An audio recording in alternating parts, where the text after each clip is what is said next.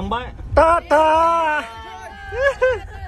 ओइ जों थालांगासिनो दे बाय बाय थालांगासिनो मा चेनेलनि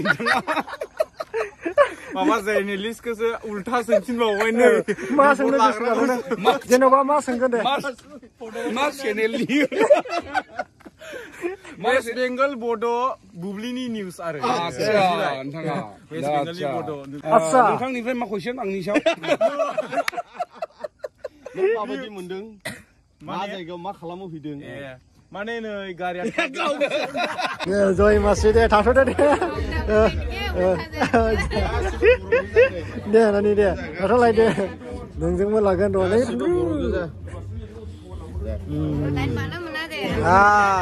बर' गासैबो बर' वेस्ट बेंगलनि बर'फोर ने दे नानि दे थाथ'लाय दे मादै दे खुलुमबाय बयनिसिमबो आंनि इउटिउब नायगिरि साफ्रोमनोबो अननाय आरो सिबिनायखौ जासिहरबाय जोङो दा थांगासिनो दङ वेस्ट बेंगल दुबास्रि आरो सटदलदलियाव मानि थाखाय थांगोन जोङो बेखौ नोंथांमोना आंनि भिडिअनि गेजेरजों दा नायलांनो सार मा प्रब्लेमनि थाखाय वेस्ट बेंगलाव थांनो आवगायबोदों बुंदो आच्छा प्रग्रामाथ' गोबां रोखोमनि प्रग्राम मैयानिफ्रायनो जों खालामबाय थाबाय आं बेफोरखौ बुंबाय थानो थांला दहायबो बुंखाबाय दा जोङो नैबे समाव जिथु हाबाफारि लानो थांनो नागिरदों बियो बिराद गिदिर हाबाफारि दा टाइमा 3टा जाबाय जोंनि उदैया खालि दंथ'यो दाबो दा जानायनि उदै फुल फिलआप खालामनोसो जोङो थांगासिनो दं दायो औ दा जानाय लोंनायखौहाय नोङो दाहाय बैयावहाय देखायहैदो मा बेदर जायो मा ओंख्रि जायो मा ओंखाम ना रुटि किं चिलि माबा माबि पुरा एरेन्ज दङ दा बेखौहाय नोङो देखायनो हासिगोन अके लोगोफोर नै कारिगावआवहाय जों कमला नारें कमला बायदों आरो ना बै मादैमोननिखौ देखायनोसै औ बाजैमोनखौ देखायनोसै नै आदा हुसेन मा बुंनो सानो माने औ बिसोरो 107टा हरदोंमोन ओमफ्राय जोङो बियै 8टा हरबाय 8टा ओमफ्राय नैबे आब'आ थाइनै एक्सट्रा हरबावबाय हा बाजै ने र' देखायनोसै बाजैखौ माबायदि नायना लादो बेनो नै कारायगावनो बेयावनो बे नै बहाय बिसमुरि थांग्रा दालां सेरावनो खमला फानलायो आरोना नै बाजैमोना बेनिफ्राय बायनानै जाफैनो हागोन फाइनालि लोगोफोर जोङो दुबास्रि BLC चार्चआव सफैनानै जों गोजोननाय मोन्दों ओरैबायदि मानसिफोरा नै बहाय दङ दायो जोङो लोगो मोनलायफैबाय आसामनिफ्राय आरो बेंगलनिफ्राय दिनैहाय ज' जाबाय नै दे थेंक इउ ने थेंक इउ सै ने औ होनदो दे हाय दे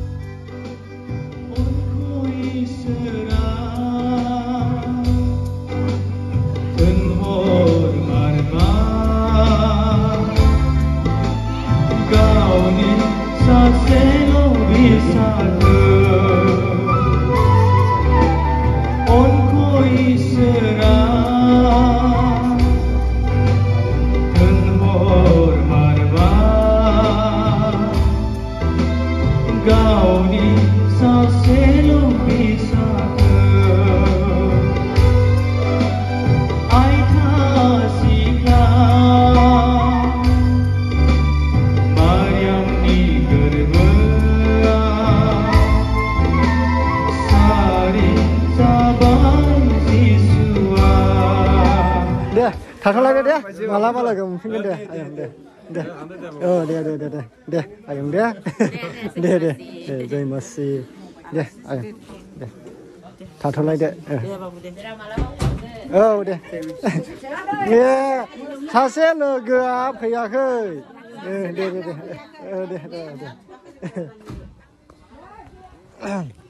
फाइनालि जोङो ओंखारबाय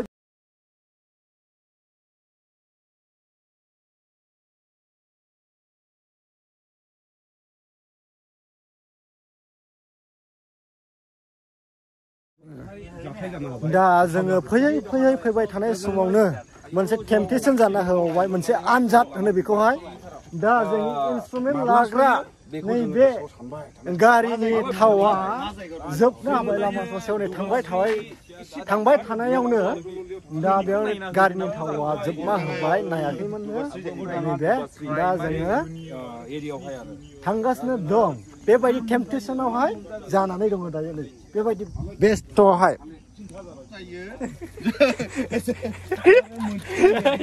आदा दिनैहाय बोरैबा मिलायसनदों जोंबो ओंखाम उखैबाय थिनथा जानायखाय खुब सम्भब गारियाबो बिदिनो जाहैबाय होनदां दा थावा जोमा होबाय नै ओंखाम नांसिगौ बिनोबो दा इन्सट्रुमेन्ट लानाय मा चेनेलनि माबा जार्नेलिस्टखौसो उल्था सोंफिनबावबाय नै मा सोंनो गोसो जादों जेन'बा मा सोंगोन दे मा चेनेलनि वेस्ट बेंगल बड' बुब्लिनि निउस आरो वेस्ट बेंगलनि बड' बुब्लिनि निउस गोदान चेनेल खुलिनो थांगासिनो दं आच्छा नोंथांनिफ्राय मा कुइसन आंनि सायाव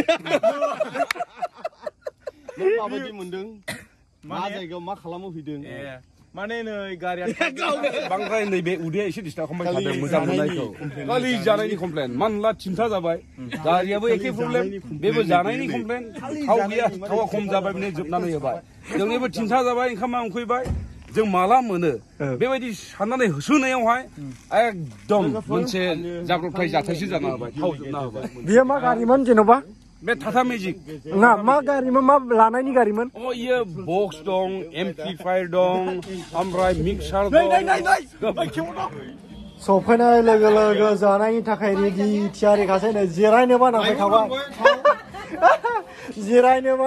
नै सफैनाय लोगो लोगोनो खुसियानो नै हाथाया लोमा सफैनाय लोगो लोगो मोनजानोसै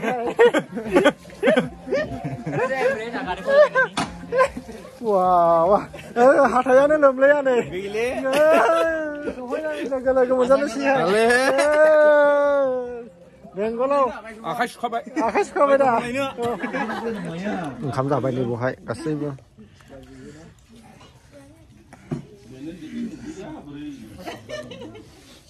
बे सोरगिदिं नायजोब्बाय ना लाखिदों बियो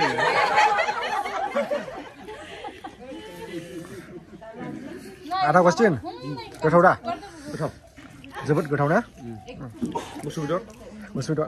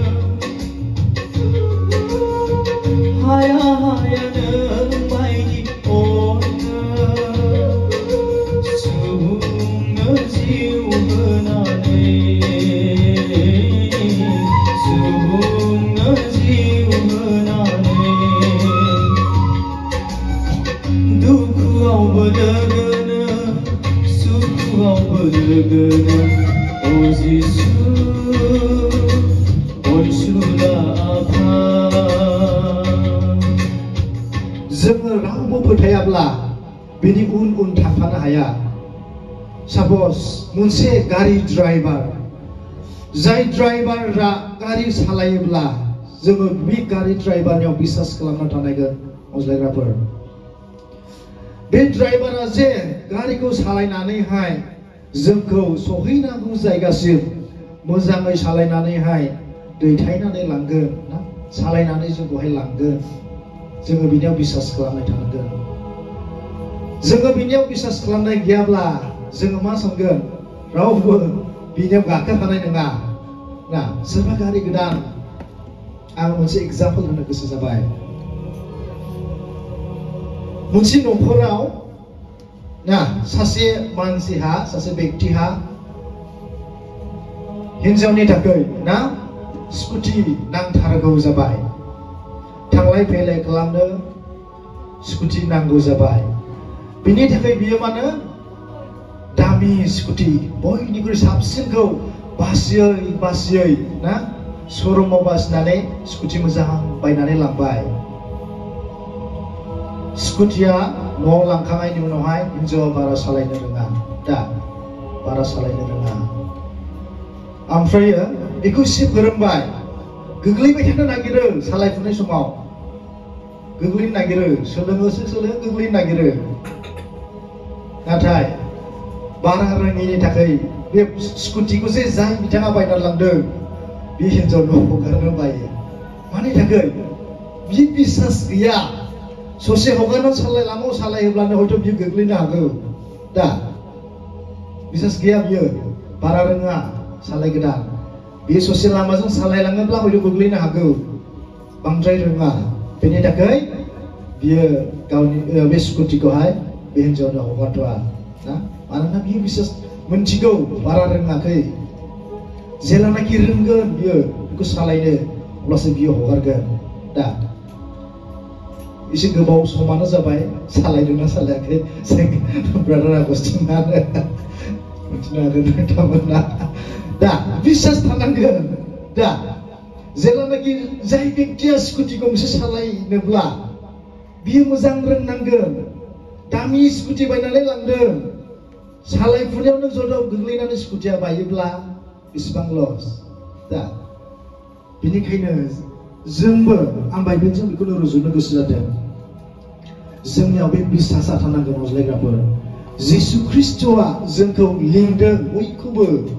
सोरबा सासे मोजां मानसि, समायनाखौल' लिङाखै, सोरबा माहाजोन मानसि, धोनि मानसिखौल' बियो लिङाखै। सोरबा गोरों मानसि, इडुकेटेड मानसिखौल' जिसु ख्रिस्ट'आ लिङाखै, बयखौबो लिंदों। गोरिब, धोनि, माहाजोन गासैखौबो आंनि उन फै। जोङो बिनियाव बिसास खालामनानै थानांगोन। जेलानाखि बिसास खालामनाय थाबाय अब्लासो जोङो बेजों थांफानो हागोन। बिनि उन बे फोथायनाया जोंनियाव थाब्लासो बिनि लिंनायखौ खोनासंनानै बिनि उन थांफानो हागोन अनज्लायग्राफोर।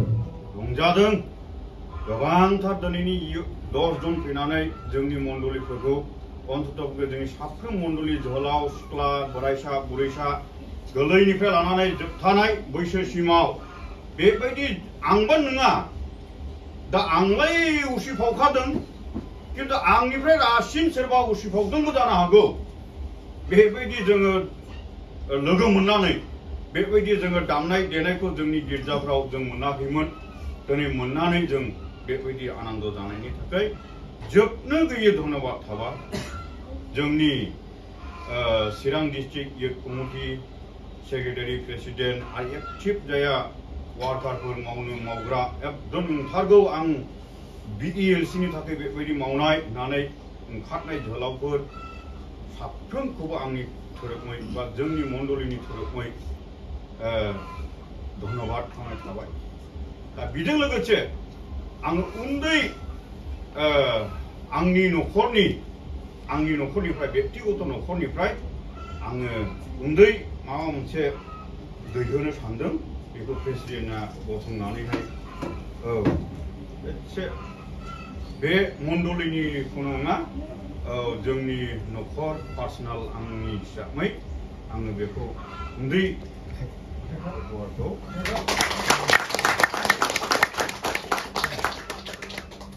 बाय होनदों। बे वेस्ट बेंगलाव फैनानै माबायदि मोनदों गोसोफोरालाय? मोजां जायखौ जोङो थांखि लानानै फैदोंमोन जाय हाबाफारिखौ बियो साक्सेसफुलि इसोरनि गेदेर हेफाजाब बिनि बोर आशीर्बादजों जोङो मावफुंजोबनो हाबाय मोननैबो मण्डलियाव। थ' जोङो जेरैबायदि सानदोंमोन बेखौ मावफुंनो हानायखाय जोङो बिराद गेदेर रंजानाय मोनदों आरो। आस्सा सार नोंनाव मोननैसो कुइसन सोंनो सानबाय मानि थाखाय फैदोंमोन मा प्रग्राम लानानै फैदोंमोन बेखौ फोरमायनो हागोन नामा? जोङो बेवहाय फैनाया जाहैबाय मेनलि जोंनि लाइमोनफोरखौहाय जोङो भिजिट खालामफैदोंमोन बे मोननै जायगायाव दुबास्रि गलियावहाय। ओमफ्राय जोङो गोबांथार लाइमोनफोरखौ लोगो मोनबाय, गोबांथार जोङो इनकारेज बा थुलुंगानाय लुखांनाय जोङो माखासे जोंनि दामनायजों मिउजिकफोरजों इन्सट्रुमेन्टजों जोङो बिसोरखौहाय खुब सम्भब जोङो इन्सपायार खालामनो हाबाय जोङो। थेंक इउ सै एन्सारखौ होनायनि थाखाय। दुबास्रि मण्डलि आरो सत्र दलदलि मण्डलि ना बे मोननै गिर्जायाव फैनानै माबायदि मोनदों? आं बेंगलाव फैनाया 2 टाइम्स जाबाय। ओमफ्राय सिगां माने बेसेबां मायथाइयावमोनलाय 2015 इउकेम जादोंमोन बे समाव फैदोंमोन दुबास्रियावहाय। माने आरोबाव नेक्स्ट दिनैहाय मैया फैदों आरो ना दिनैहाय हर थाफैदों दिनै प्रग्राम खालामबाय। माने मोजांखौ मोनदों प्रग्राम खालामनानैहाय गोबावबो जाबायमोन लोगो मोनलायैयाबो गोबावसैमोन मोजां मोनदों आरो। आस्सा फंबाय नोंथ' बेंगलनि जाबाय जोंनि आसामनिफ्राय जे नोंसिनि गिर्जायाव एबा मण्डलियाव फैबाय माबायदि मोनदों जोंनि फैनायखौ? मोजां मोनदों। मोजां मोनदों आरो रंजानाय मोनदों ना मोनाखै? रंजानाय मोनदों। लोगोफोर दायो नैबे आरो दाबसे जायगायावहाय सालबारि गामिनिफ्राय आरो बिदाय लाबावबाय। दा जों गावबागाव न'आव थांनायसै बिदायखौ नायलांदो माबायदि लायो। थांनायसैलै आयं दे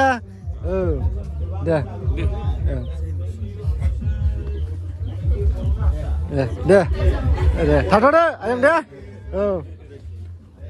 दे उल्थाबो दे जय मासि दे थाथ'दो दे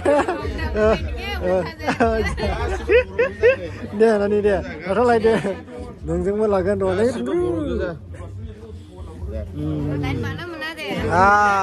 बर' गासैबो बर' वेस्ट बेंगलनि बर'फोर ने दे नानि दे थाथ'लायदो मादै दे उनाव लोगो मोनलायगोन दे आयं दे थाथ'लायदो दे नानि थेंक इउ जय मासि भिडिअ खालामबाय दे आयं दे थाथ'दो दे दा जोङो ओंखारबाय दा चिरां फारसे आसाम फारसे थांफिननोसै जोङो नायलांदो लोगोफोर भिडिअआ। लोगोफोर जोङो दायो ओंखारबोबाय बे सालबारि गामिनिफ्राय दायो जों गारियावहाय फैबाय नै जायफ्रानाखि आंनि भिडिअखौ नायदों मोजां मोनबायब्ला लाइक खालामदो आरो शेयार खालामदो। दिनैनि भिडिअआ नैबेनो लास्ट भिडिअ ओमफ्राय नैबेनो जाहैबाय सालबारि फिल्ड फोथार ओमफ्राय ओरैहाय PIC नि गिर्जा दङ मोनसे गिदिरनो बेखौहाय नुलांगोन नोंथांमोना। टाटा जों थालांगासिनो बाय बाय